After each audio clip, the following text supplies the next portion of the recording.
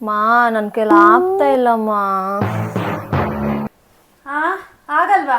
ಏನಾಗತ್ತೆ ನಿನ್ ಕೈಯಲ್ಲಿ? ಇವತ್ತು ಹೊಸ್ದಾಗಿ ಹೇಳ್ತಾ ಇದೀಯ ನೀನು, ಏನೋ ನನ್ನ ಕೈಯಲ್ಲಿ ಆಗ್ತಿಲ್ಲ ಅಂತ ಅಂದ್ಬಿಟ್ಟು. ಯಾವತ್ತು ಏನಾಗೈತೆ ಹೇಳು? ಮನೇನಲ್ಲಿ ಒಂದು ಕೆಲಸ ಮಾಡಲ್ಲ, ಒಂದು ಪಾತ್ರೆ ತೊಳಿ ಅಂದ್ರೆ ತೊಳೆಯಲ್ಲ, ಒಂದು ಬಟ್ಟೆ ಒಂಚೂರು ಮಡ್ಚಿಡು ಅಂದ್ರೆ ಮಡ್ಚಿಡಲ್ಲ, ಒಂದು ಮಿಷಿನ್ಗೆ ಹಾಕೋ ಬಟ್ಟೆ ಅಂದ್ರೆ ಮಾಡಲ್ಲ, ಕಸ ಗುಡ್ಸಲ್ಲ. ಇನ್ನೇನಾಗತ್ತೆ ಇವತ್ತಾಗತ್ತೆ ನಿನ್ ಕೈಯಲ್ಲಿ? ಮಾ ನಂಗೆ ಆಂಗ್ಸೈಟಿ ಫೀಲ್ ಆಗ್ತಿದೆ ಅಮ್ಮ. ಇರು, ಅಲ್ಲಿ ಶೆಲ್ಫಲ್ಲಿ ಪಿಂಕ್ ಕಲರ್ ಮಾತ್ರ ಇಟ್ಟಿದ್ದೀನಿ, ಅದು ತಗೋ. ಹಂಗಿಲ್ಲ ಅಂದ್ರೆ ಇರು, ಶುಂಠಿ ಕಾಪಿ ಮಾಡ್ಕೊಡ್ತೀನಿ. ಬಿಸಿಯಾಗಿ ಕುಡ್ದೆ ಅಂತಂದ್ರೆ ಎಲ್ಲ ಆಂಗ್ಸೈಟಿ ಎಸಿಡಿಟಿ ಎಲ್ಲ ಹೊಟ್ಟೋಗ್ಬಿಡುತ್ತೆ. ಇರು ಇರು ಮಾಡ್ಕೊಡ್ತೀನಿ. ಆಂಗ್ಸೈಟಿ ಅಂದ್ರೆ ಸ್ಟ್ರೆಸ್ ಅಮ್ಮ, ಮನವೇದನೆ, ಮನಸ್ಸು ತುಂಬಾ ನೋವಾಗ್ತಿದೆ.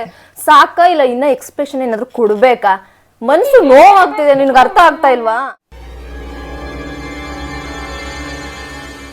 ಸರಿ ಇರು, ಕಷಾಯ ಮಾಡ್ಕೊಡ್ತೀನಿ, ಎಲ್ಲ ಸರಿ ಹೋಗ್ಬಿಡುತ್ತೆ. ಇಲ್ಲಿ ಬಾ ಅಮ್ಮ, ಇಲ್ಲಿ ಸ್ವಲ್ಪ ಇಲ್ಲಿ ದೋಸೆನೇ ಬರ್ತಾ ಇಲ್ಲ ಅಮ್ಮ. ಬತ್ತಾಯ್ತಲ್ಲ ಇಲ್ಲಿ ಚೆನ್ನಾಗೆ. ಹಾ ಬರ್ತಾಯ್ತಲ್ಲ, ಚೆನ್ನಾಗಿ ದೋಸೆ ಬರ್ತಾಯ್ತಲ್ಲ. ಆದ್ರೆ ಯಾಕಮ್ಮ ಉಪ್ಪಿಟ್ಟು ಮಾಡಿ ನನ್ನ ಸಾಯಿಸ್ತೀಯ?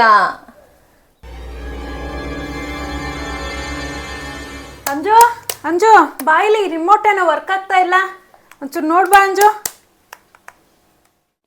ಏನಮ್ಮ ದೊಳ್ಳೆ ಯಾವಾಗ್ಲೂ ಟಿವಿ ಆನ್ ಮಾಡ್ಬೋದು. ಬರ್ತಾಯ್ತಲ್ಲಮ್ಮ. ಬರ್ತಾಯ್ತಲ್ವಾ? ಯಾವಾಗಲೂ ಸುಮ್ಮನೆ ಮಲಗಿರ್ತೀಯಲ್ಲ, ಇದಾದ್ರೂ ಒಂದು ಕೆಲಸ ಮಾಡಲಿ ಅಂತ ಕರೆದೆ ಅಷ್ಟೆ. ಅಂಜು ಬಾಯಿಲಿ ಬುಕ್ ನೋಡಿ ಓಪನ್ ಮಾಡೋಕ್ಕಾಗ್ತಾ ಇಲ್ಲ, ಒಂಚೂರು ಓಪನ್ ಮಾಡಿ ಬಾಯಿಲಿ ಅಂಜು. ಹೌದಮ್ಮ, ತೆಗಿಯೋಕೆ ಆಗ್ತಾ ಇಲ್ಲ. ಸಾಯಂಕಾಲ ಅಪ್ಪ ಬಂದ್ಮೇಲೆ ಅಪ್ಪನ ಕೇಳ್ತೀನಿ. ನಿನಗೆ ಎಷ್ಟು ಹೇಳಿದ್ರು ಬುದ್ಧಿ ಅಂತೂ ಕಲಿಯಲ್ಲ ನೀನು. ಏನಾದರೂ ಮಾಡ್ಕೊಂಡು ಹೋಗು.